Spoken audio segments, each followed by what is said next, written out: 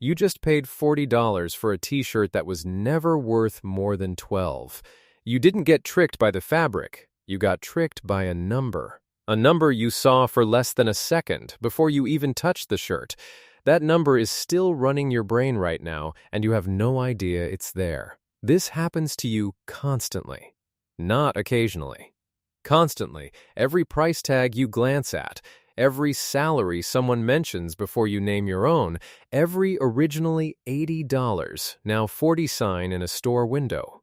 Your brain grabs the first number it sees and quietly uses it as a ruler for every number that comes after. It doesn't ask permission. It doesn't tell you it's doing this. It just does it. And then hands you a decision that feels completely rational. Why does a random first number have this much power over you? Why does your brain trust it so blindly, even when you know, logically, that the number might mean nothing at all? Picture this. You're at a car dealership. The salesman walks you over to a used sedan and says the sticker price is $30,000. You laugh. That's absurd for this car. He shrugs, disappears for a minute, comes back and says he can do $22,000. Suddenly, $22,000 feels like a steal. You shake his hand. You drive home happy. Here's the part that should bother you. The car was worth $18,000 the entire time. Nothing about the car changed in that conversation. Not the engine, not the mileage, not the paint. The only thing that changed was a number spoken out loud by a stranger who had every incentive to make you feel like you won. And it worked. Not because you're careless, not because you're bad with money. It worked because your brain isn't built to evaluate a price in isolation. It's built to compare it to whatever number showed up first. That first number has a name. Psychologists call it the anchor. And the tendency to drift toward it, to let it quietly reshape your judgment, is called anchoring bias. Anchoring bias is your mind's habit of leaning too heavily on the first piece of information it receives, then adjusting from there instead of starting fresh. That's the plain version. Here's the deeper one. Your brain doesn't like doing hard math from nothing. Estimating the true value of a car, a salary, a house, a haircut takes real mental effort. So instead of building that estimate from scratch every time, your mind takes a shortcut. It grabs the nearest available number, treats it as a starting point, and nudges away from it just enough to feel like independent thought. The adjustment almost always falls short. You end up closer to the anchor than the truth ever justified. This isn't a guess about how minds work. It's one of the most replicated findings in behavioral psychology, and it was first demonstrated in a study that still shocks people today. In the 1970s, psychologists Daniel Kahneman and Amos Tversky ran an experiment using a wheel that was rigged to land only on the number 10 or the number 65. Participants spun the wheel, watched it land on one of those two numbers, and were then asked a completely unrelated question. What percentage of United Nations countries are African nations? Think about that for a second. The wheel had nothing to do with the United Nations. It was random. It was obviously random. Everyone in the room knew it was random. And yet, people who saw the wheel land on 65 guessed a much higher percentage than people who saw it land on 10. A meaningless, spinning wheel shifted their answer to a serious factual question. That's the power of an anchor. It doesn't need to be relevant. It doesn't even need to make sense. It just needs to be the first number your brain touches.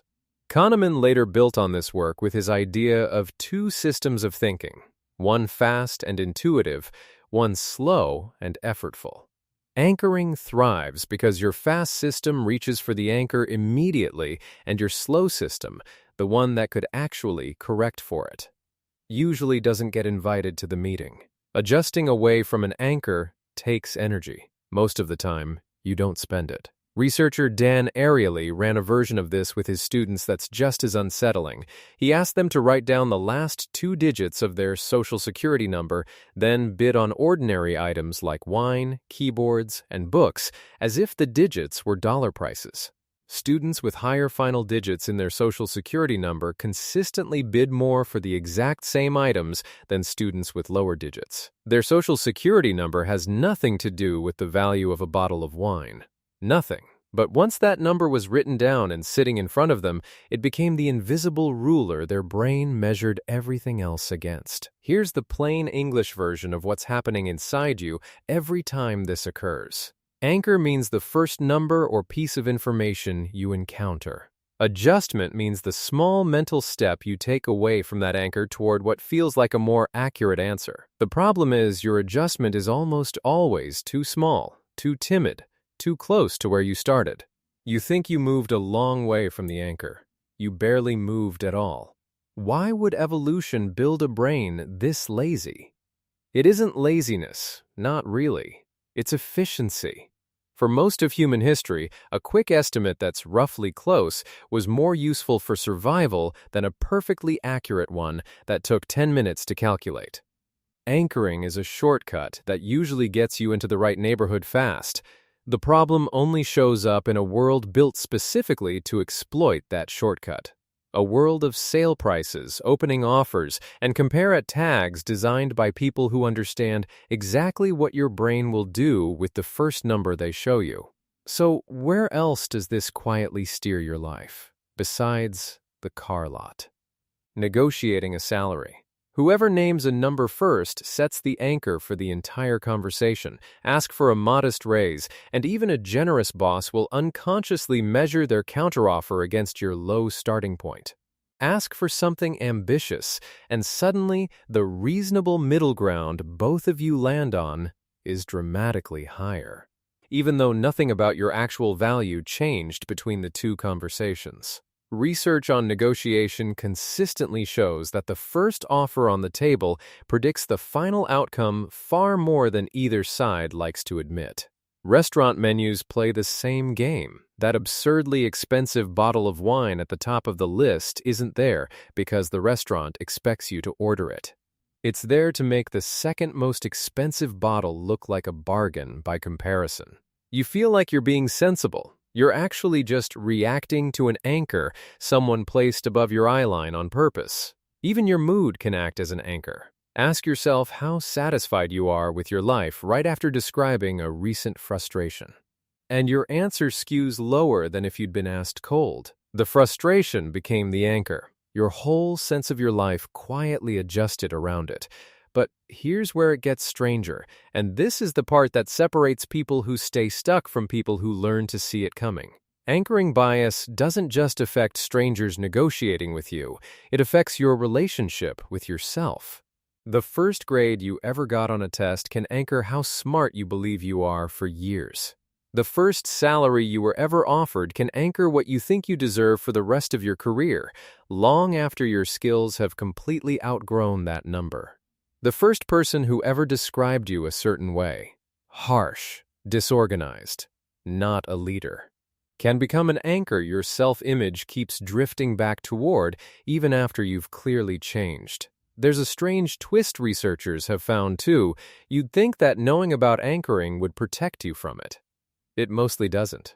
Even professional real estate agents, people trained to value property accurately, shift their appraisals when they're shown a manipulated listing price, even while insisting the listing price played no role in their judgment.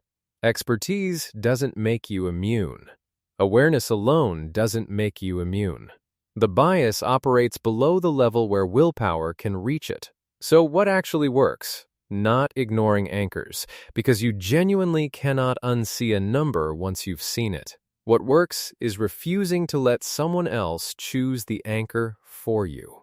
Before you walk into a negotiation, do your own research and decide your number first, before the other side has a chance to plant theirs. Before you compare two prices, ask what the item would be worth if you'd never seen either number at all. Before you accept a deal, ask a version of the UN question: is this number related to the truth? Or is it just the first thing that happened to land in front of me? That single habit, pausing to ask where a number actually came from, is the closest thing to a defense against anchoring that actually holds up. It won't erase the bias. Nothing does. but it forces your slow, effortful thinking system into the room, even for a moment. And a moment is sometimes all it takes to catch a number before it quietly rewrites your judgment. Think back to that shirt. $40, marked down from a number you now understand was never real to begin with. The tag did exactly what it was designed to do. It planted a number in your mind before you'd formed a single thought of your own. You didn't choose that number. It was chosen for you by someone who understood your brain better than you did in that moment. The next time a number appears in front of you first, a price, an offer, a rating, a comparison, pause before you let it become your ruler. Ask where it came from and whether it deserves the power you're about to hand it. That pause is small, but it's the difference between a mind that reacts and a mind that decides. If this changed how you'll look at the next price tag you see, you know what to do. Subscribe. And tell me in the comments the last time an anchor got you.